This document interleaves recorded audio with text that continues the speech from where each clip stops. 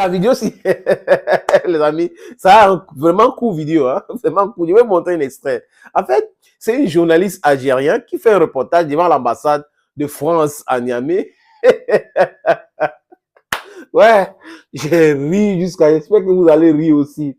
Donc, l'ambassadeur qu'on appelle là, c'est Sylvain quoi? Sylvain Iter? Oui, Iter, quelque chose comme ça, l'ambassade de la France. Bon, la France n'a plus d'ambassadeur, cet ex-ambassadeur de la France qui est persona non grata et qui se cache dans l'ambassade comme un petit prisonnier, qui ne peut pas sortir dans l'ambassade là. Il était avec le vigile. Il était avec le vigile faisait quoi? Il ramassait le bois. Et ce reportage là, le vigile avait ouvert la barrière et dans ce reportage, la caméra a pris le mec. Il était adossé comme ça sur un mur comme un petit bandit. Pas chez toi en France. Quelle souffrance ça.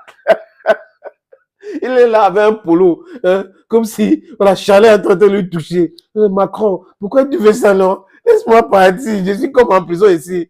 Il n'y a plus d'activité à l'ambassade de France.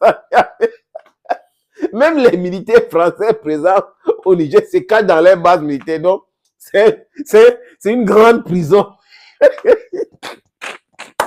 Seigneur Jésus, comment quelqu'un peut être bête comme ça, un président de la République qui fait souffrir les fonctionnaires français au Niger souffrent.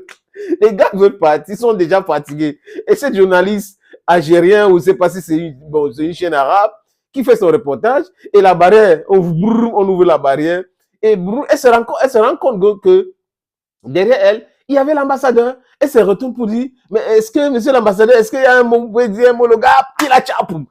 Et le vigile a fermé la barrière. Donc voilà la première image qu'on a vue de cet ambassadeur-là, qui est comme une fugitive, qui est persona non grata, qui a été chassé, qu'on a retiré tous ses documents, et qui est là parce que la France dit qu'on ne reconnaît pas les nouvelles autorités. On ne reconnaît pas les nouvelles autorités. Il va rester au Niger. Pourquoi faire? Il va rester au Niger, pourquoi faire? Les voitures qui entrent à l'ambassade là sont fouillées. Donc fouillées. 3 fois. Donc on fouille tout. Donc on contrôle tout.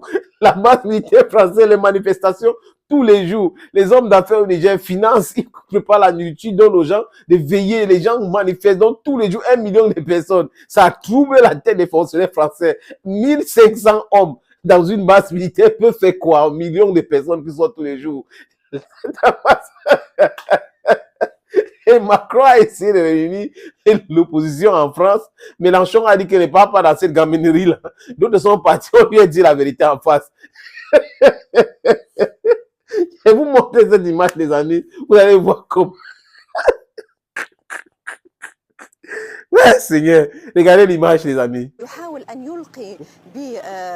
ne sais pas ce qu'elle dit, hein, vraiment. Ceux qui comprennent l'arabe ou l'arabique peuvent vous expliquer. Regardez bien. Monsieur, excusez-moi, on peut juste avoir un mot? Monsieur, vous faites partie de l'ambassade. أغلق الباب لأنه لا يريد الحديث. أعضاء السفارة لا يريدون أبدا الحديث ولكن شاهدت معي كيف يقف من وراء الباب لا يمكنه. Vous avez vu, non? Quelle honte, quelle humiliation, les amis. C'est-à-dire qu'il est en prison. La vérité, c'est qu'il est en prison.